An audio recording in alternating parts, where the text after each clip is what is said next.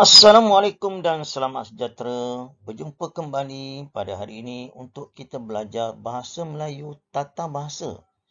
Fokus pada hari ini iaitu perbezaan dalam dan di dalam. Masa bila kita nak guna dalam dan pada masa yang sama, masa bila pula kita nak guna di dalam. Ramai yang keliru. Jom kita belajar bersama-sama. Kita pahami terlebih dahulu maklumat ringkas berkaitan dengan penggunaan dalam. Dia merupakan lingkungan yang tidak mempunyai ruang atau jarak fizikal seperti perkara, peristiwa, hal, urusan, bahasa, bidang, masyarakat dan sebagainya. Ianya digunakan di hadapan frasa nama abstrak.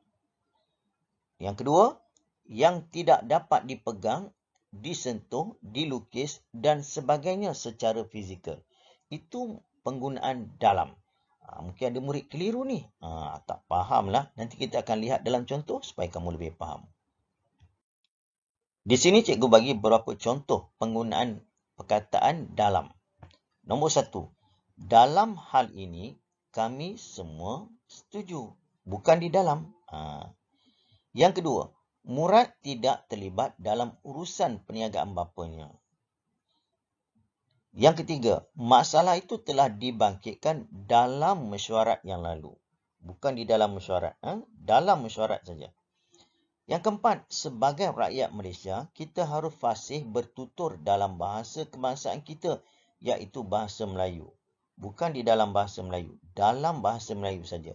Yang kelima, hal-hal masalah disiplin telah dibincangkan dalam pertemuan antara guru besar dan guru disiplin. Dalam pertemuan, guru besar berjumpa dengan guru disiplin. Bukan di dalam. Itu contoh penggunaan dalam. Lihat pula ni, apakah maklumat yang berkaitan penggunaan di dalam. Secara ringkasnya, ia merupakan tempat yang mempunyai ruang ataupun jarak fizikal.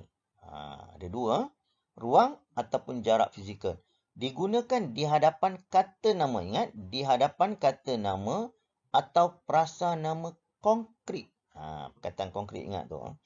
Yang dapat disentuh, dilukis, diseluk secara fizikal. Ingat, dapat disentuh, dilukis, diseluk secara fizikal. Untuk lebih jelas, kita lihat contoh ayat.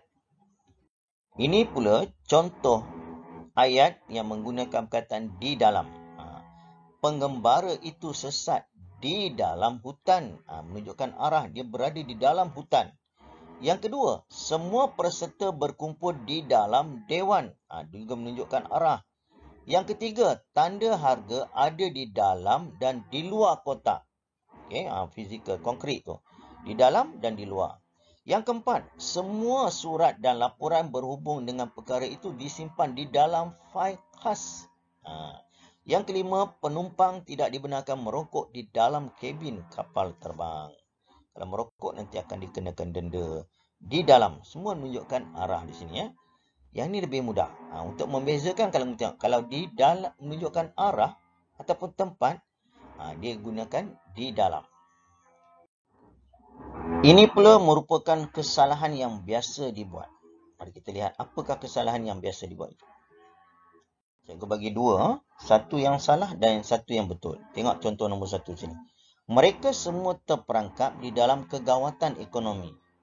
Sepatutnya, mereka semua terperangkap dalam kegawatan ekonomi. Dia bukan menunjukkan arah.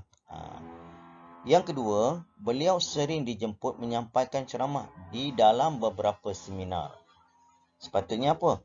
Beliau sering dijemput menyampaikan ceramah dalam beberapa seminar.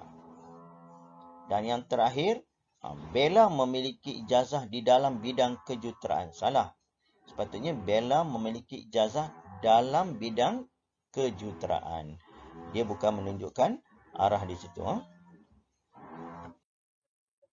Sebagai rumusan dan penutup berdasarkan perbezaan penggunaan dalam dan di dalam. Ingat satu je. Di dalam lebih mudah kamu ingat. Di dalam ni dia menunjukkan arah. Contoh, kakak berada dalam bilik, emak berada di dapur, ayah berada di pejabat. Itu arah. Kalau arah kita menggunakan di dalam. Selain daripada arah, kita gunakan dalam. Itu saja yang cikgu nak kongsi pada hari ini. Kita tak boleh hafal dua-dua. Kalau kamu hafal dua-dua, nanti kamu akan keliru. Ingat satu je. Okay? Itu saja perkongsian cikgu pada hari ini. Kita jumpa lagi. Assalamualaikum. Bye.